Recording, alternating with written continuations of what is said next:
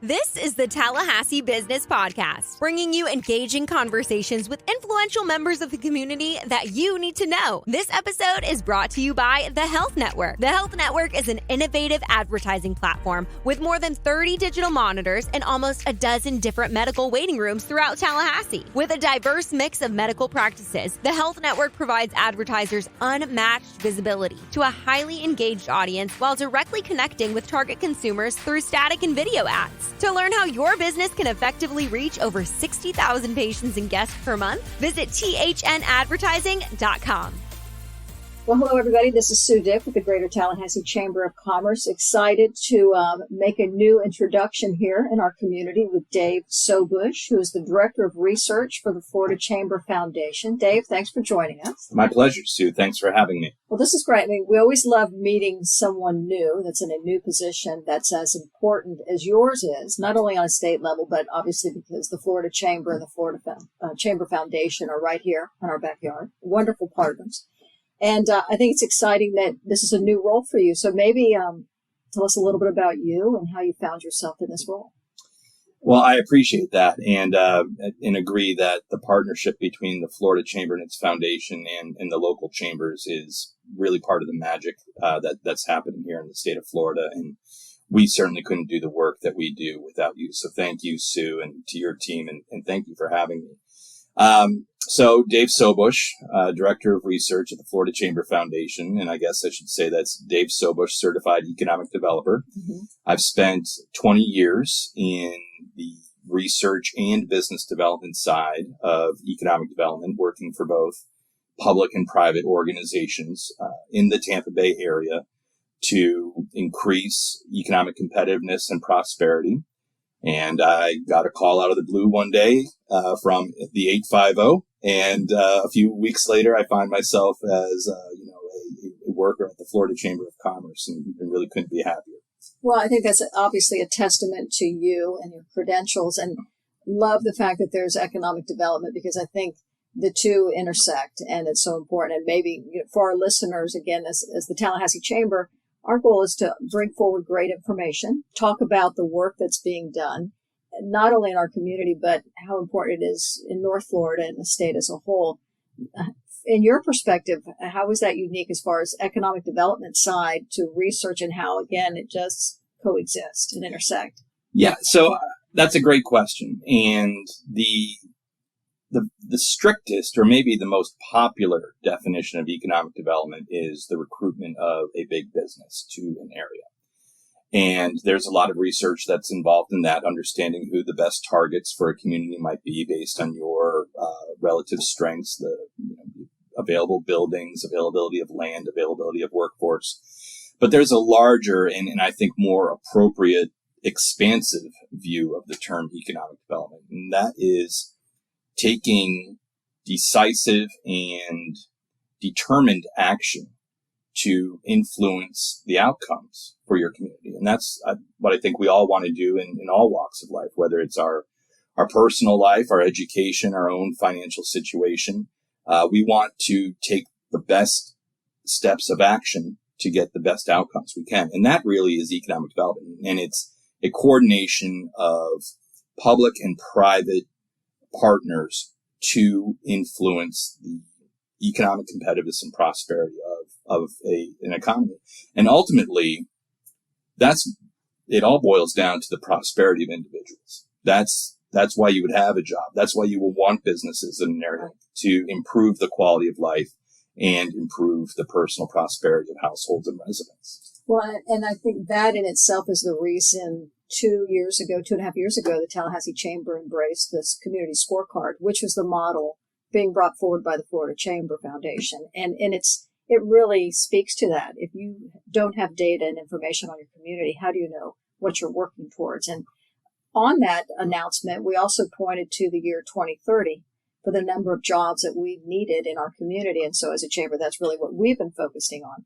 But to your point, the Florida Scorecard, we have our Community Scorecard. It is about benchmarking, and you've done a great job of outlining 3 to 4 different ways of why that's so important. And maybe you can touch on that, because I know our listeners, many of them know about the scorecard because it's the community scorecard. It's not the chamber scorecard. But from your perspective, why is that so important and why is it needed? Well, and thank you for that. And before I get into the importance of benchmarking or the importance of acting on good benchmarking, I really can't thank the Tallahassee Chamber of Commerce enough for utilizing a community scorecard in the work you're doing and introducing that scorecard to your partners. That's exactly the sort of leadership that we need to see replicated throughout the state to make sure that people are doing the things that good benchmarking does. And so that's a good segue that I gave myself to talk about what are the important things of benchmarking and what turns it from just a nice, neat mathematical and web design exercise into something that changes the outcome for a community. And there's really 4 ways that good benchmarking and acting upon good benchmarking does that. And the first is just awareness and making sure that a community, whether that is private citizens, private business leaders, civic leaders, and government officials that have their hands on the levers of policy, are aware of what the real issues are, because there's a lot of anecdotal information that we can see or observe or have made observable to us. But a pile of anecdotes, as we say in the research business, does not equal data. And so we want to make sure that we're working with the real numbers and we really understand what's going on across a variety of metrics that affect our competitiveness and our prosperity. The second important thing to be doing with benchmarking is using it to help understand where resources can be prioritized. There's very few organizations or initiatives. Maybe the Manhattan Project was the only one to ever not suffer from a lack of resources. But when you have limited resources, you need to use them in the most effective ways possible. And so good benchmarking helps you understand where your resources of time, treasure, and talent can be most effective. The third is to use the data and the trends for advocacy, to make sure that you are using good data to advocate for the change you want to see, and advocate for the policies that are going to improve the outcomes from a competitiveness and prosperity standpoint. And then finally, and one of the best things about benchmarking on a continuous basis, like you do through the Community Scorecard, like we do through the Florida Scorecard.org, is to measure your progress over time, progress towards the goals that you have for a community. And all of the metrics that you choose and all of the indicators that are part of that benchmarking reflect the values of what's important, and they speak towards goals. And so again, pointing towards 2030, like we do with the Florida 2030 blueprint, and like you do here at the Greater Tallahassee Chamber of Commerce, it's important to have time delimited goals.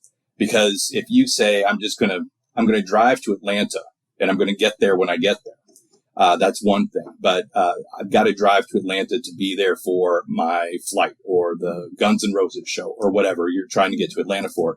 Having a time definition for it is going to create a sense of urgency and a sense of importance. So it's important to have a time delineation towards the goals that you have for a community. Well, and I think that's what our board of directors has really pointed towards. And again, we took your lead in the research that was done on 2030 as really a monumental moment for our state. And we said, okay, that has to be the place for us as a community. And if you go to the Tallahassee Chamber website, you can see the community scorecard that reflects on our kindergarten readiness, our 3rd grade reading scores, number of jobs that have been created, all data and metrics that are really going to measure where we're going as a community to ensure that everyone can prosper and that jobs are created. And that's the commitment of the board of directors and several individuals. United Way is doing it as well. And that's what we want. We want the community to embrace this. So thank you for the framework to get that done. You all also provide a lot of information to us and also layers by which we can go in and get even more specific within a certain area for our community via zip code or just other data points. And so we could not do that as a chamber, but for the Florida Chamber Foundation and the resources you bring forward. So thank you, Dave. And we're going to continue to use it. That is music to my ears. And I've got to admit, I've been on the job for 41 days, so I can't take all the credit for the creation of those products. But they're in good hands with the research team at the Florida Chamber Foundation. And again, we couldn't be happier that they're being used and utilized for the change we want to see in our communities. Well, and while it's only 41 days, you've hit the ground running. So maybe highlighting an area that you're working on, which is workforce, a priority that's top for you. Maybe highlight that a little bit to our listeners and where we are with that. Yeah, workforce has become the currency of competitiveness and prosperity in communities over time. Years ago, it was the availability of land, it was tax incentives, but now if you don't have the workforce, you are no longer as attractive as you could be to both business relocations as well as the retention of existing businesses. And so to that end, we want to make sure at the Florida Chamber Foundation that we are doing what we can to secure Florida's future.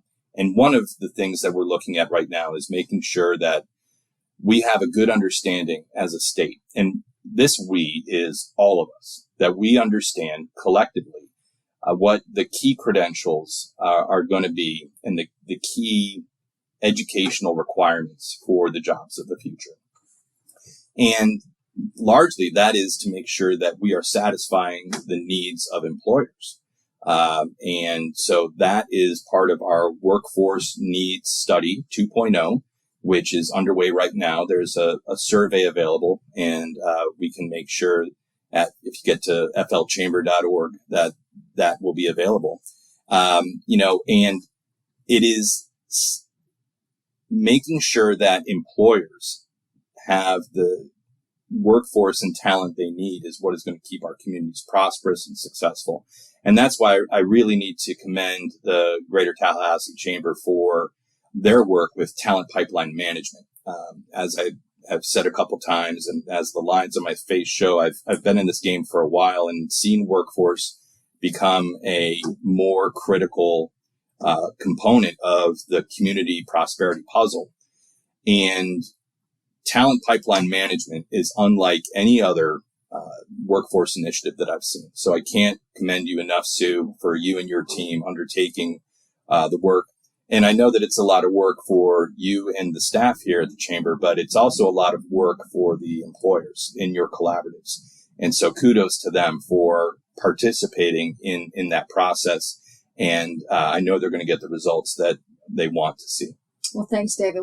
For our listeners that might not be aware, we have one in technology, and we also have it in healthcare. And you are correct. Its success comes from the employers that come to the table. And they're able to communicate their needs, and then the providers, be it Leon County Schools, Lively, TCC, Career Source, Capital Region, then trying to match what is needed. And it is a pipeline. It's not for just now. It really is going to be for the future. So we have embraced that model, and Corey Melton on our team is the lead on that, doing a phenomenal job. And I think one of the best things about the collaboratives and the industries that are participating in those collaboratives is they offer a variety of careers and career pathways across a variety of educational outcomes. This is not just jobs for master's graduates. This is jobs, they all are going to require some training, but they will likely lead to career pathways and good, sustainable, family-sustaining jobs for the future. Right. And thank you for that, Dave. And there's just a lot of work still to be done. And we have a couple of events coming up actually this month that our listeners can see on our website or in our newsletter that goes out on Wednesday. So more to come on that. Well, we're going to wrap here in a minute, but I have one last question for you. So trends are key. Curious, everyone is watching the national news versus state news. What are you seeing out there? What are some of the things that you are kind of mulling through as you kind of predict where we're going in the future? So one of the most interesting things that I've seen recently has been the difference in consumer sentiment between residents of Florida and residents of the nation as a whole. And consumer sentiment, for the listeners who don't know, it's largely a measure of perception. It's a series of 5 questions that people are asked about their perceptions of their own personal financial situation, that of the nation as a whole, and also questions like, do you think this is a good time to make a durable goods purchase, like a washing machine or a car or something like that? And the national data comes out a couple weeks before the state data does for the same month. So we get the May 2022 numbers for the nation before we get them for the state. And we saw recently that the national numbers plummet. And we were wondering, is this a sign of, decreased consumer sentiment in the state of Florida as well? But what we saw was a bounce up for the state of Florida for the same month. So as we said on our Twitter page, at Florida BTN, Florida by the numbers, we said, hey, when the United States zigged, Florida zagged. And I think that's a lot to do with a lot of the decisions and policies that came right out of here of Tallahassee over the last couple of years to keep the economy open and to keep things moving in the right direction. Well, Dave, we'd love to have you back maybe in the next several months just to kind of keep this trend discussion going. So thank you so much. Your plate is very full, and for making the time to come in. Any final comments for our Tallahassee community? You've got a lovely community here. I work out of the center part of the state, and some of my local neighbors would say, "Oh, you have to go to Tallahassee again." I said, "No. I get to go to Tallahassee. It's beautiful up here." Well, happy to have you relocate at any point when that time fits your schedule. But Dave, thanks so much. Really appreciate you coming in. My pleasure.